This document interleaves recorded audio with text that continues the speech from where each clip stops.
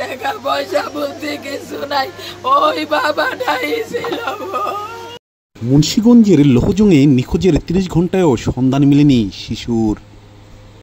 দেখা যায় ওই টাঙ্কির উপরে, এই তো দৌড়াইয়া যাইয়াছে কির মারছে বাবা গো, বাবা আমার।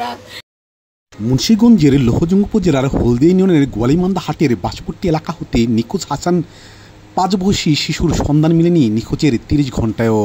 সে উপজেলার গোয়ালিমান্দা বটতলা এলাকার দিলু মিয়ার ছেলে। বৃহস্পতিবার 7 আগস্ট সন্ধ্যা 6:30 পর্যন্ত নিখোঁজ ওই শিশুর সন্ধান মেলেনি বলে নিশ্চিত করেছে লোহজং ফায়ার সার্ভিস। এর আগে বুধবার 6 আগস্ট দুপুর 12টার দিকে হাসান তার ঘরে খেলা করছিল।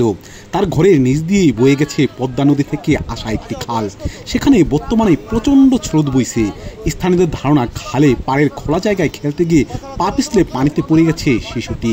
তার ঘরের পাশের খালের পাড়ে তার ব্যবহৃত জুতা জোড়া পড়ে থাকতে দেখা গেছে। শিশুটি নিখোঁজ হওয়ার পরপরই স্থানীয়রা খোঁজাখুঁজি শুরু করেন। পরে খবর পেয়ে লোহজং ফায়ার সার্ভিসের একটি ডুবারি ইউনিট ঘটনাস্থলে পৌঁছে বুধবার বিকালে উদ্ধার অভিযান শুরু করে।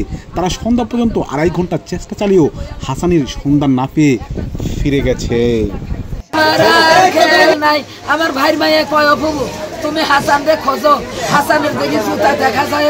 লোহজং উপজেলা ফায়ার সার্ভিসের ডিউটি অফিসার আশিক মাহমুদ বলেন, ওই খালে প্রচণ্ড স্রোত এবং ময়লা আবর্জনায় ভরা, যার কারণে আমাদের উদ্ধার অভিযানে বেগ পেতে হচ্ছে। আমাদের কাজ অব্যাহত আছে, কোনো সমস্যা নাই। আমার টিম চলে আসবে, আবার প্রয়োজনে ইয়ে করে দেবে। আর কোথাও যদি ভেসে উঠে আপনি আমাদের জানাবেন, রাত্রে হলেও আমার লোক চলে আসবে, আপনি এটা জানাবেন। আমরা যে কোনো সময় আপনার জন্য আছি। ঠিক আছে, ভালো থাকেন। হ্যাঁ চাষি, ভালো থাকেন।